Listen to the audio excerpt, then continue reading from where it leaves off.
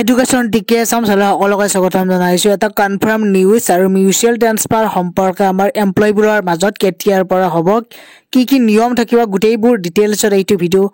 গতিকে সকলোৱে চাই লওক শেষলৈ। ডক্টৰ হিমন্ত বিশ্ব শৰ্মা ছাৰে নিজে এই কথা ঘোষণা কৰিছে আজি। বহু লোকে মোক প্ৰশ্ন কৰি আছে যে মিউচুৱেল ট্ৰান্সফাৰৰ পৰ্টেলটো কেতিয়া খুলিব। মিউচুৱেল ট্ৰান্সফাৰৰ পৰ্টেল অহা 1 জানুৱাৰী তাৰিখৰ পৰা আমি মুকলি কৰিম। এই পৰ্টেলটো কেনেকৈ চলিব? বহুতে মোক সুধিছে যে আমি মিউচুৱেল কৰা মানুহক ক'ত কেনেকৈ বিচাৰি পাম। এই পৰ্টেলটোত আবেদন কৰাৰ পিছত একে বিভাগৰ একে পে স্কেলৰ কৰ্মচাৰীৰ মাজত আমি মিউচুৱেল ট্ৰান্সফাৰ কৰাৰ বাবে প্ৰচেষ্টা কৰিম। এই পৰ্টেলটো প্ৰায় 2 মাহ জুৰি খোলা থাকিব, 1 জানুৱাৰীৰ পৰা 28 ফেব্ৰুৱাৰীলৈ। এই সময়ছোৱাৰ ভিতৰতে আমি আবেদন কৰিম, আমি ভেৰিফিকেশ্যন কৰিম। তাৰ পিছত আমি আপোনালোকৰ আবেদনবোৰ পৰ্টেলত স্বয়ংক্ৰিয়ভাৱে মিউচুৱেল ট্ৰান্সফাৰৰ বাবে মুকলি কৰি দিম।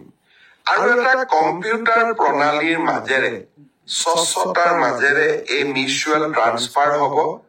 আপোনালোকক সোধা যাব, আপোনালোকে সন্মতিৰ বাটনটো টিপাৰ লগে লগে মিউচুৱেল ট্ৰান্সফাৰৰ অৰ্ডাৰ নিজে নিজে কম্পিউটাৰৰ পৰা ওলাই প্ৰশ্ন কৰি আছে, ই কেনেকৈ মিউচুৱেল ট্ৰান্সফাৰৰ যদি আপোনালোকৰ জানিবৰ কাৰণে আৰু মিউচুৱেল ট্ৰান্সফাৰৰ সৰ্বশিক্ষা অভিযানত 1 জানুৱাৰী তাৰিখৰ পৰা বা বৰ্তমানে কাম কৰি থকা এই পৰ্টেলটো এনেকৈ এই পৰ্টেলটোৰ ওপৰত বহুতে মোক সুধিছে, যথেষ্ট মিউচুৱেল কৰা মানুহক ক'ত কেনেকৈ বিচাৰি পাম।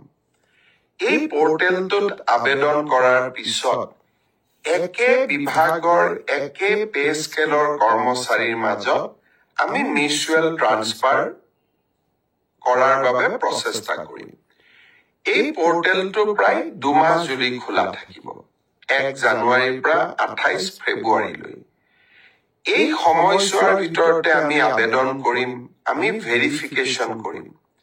তাৰ পিছত আমি আপোনালোকৰ আবেদনবোৰ পৰ্টেলত স্বয়ংক্ৰিয়ভাৱে মিউচুৱেল ট্ৰান্সফাৰৰ বাবে মুকলি কৰি দিম। আৰু এটা কম্পিউটাৰ প্ৰণালীৰ মাজেৰে স্বচ্ছতাৰ মাজেৰে এই মিউচুৱেল ট্ৰান্সফাৰ হ'ব। আপোনালোকক সোধা যাব, আপোনালোকে সন্মতিৰ বাটনটো টিপাৰ লগে লগে মিউচুৱেল ট্ৰান্সফাৰৰ অৰ্ডাৰ নিজে নিজে কম্পিউটাৰৰ পৰা ওলাই আহিব।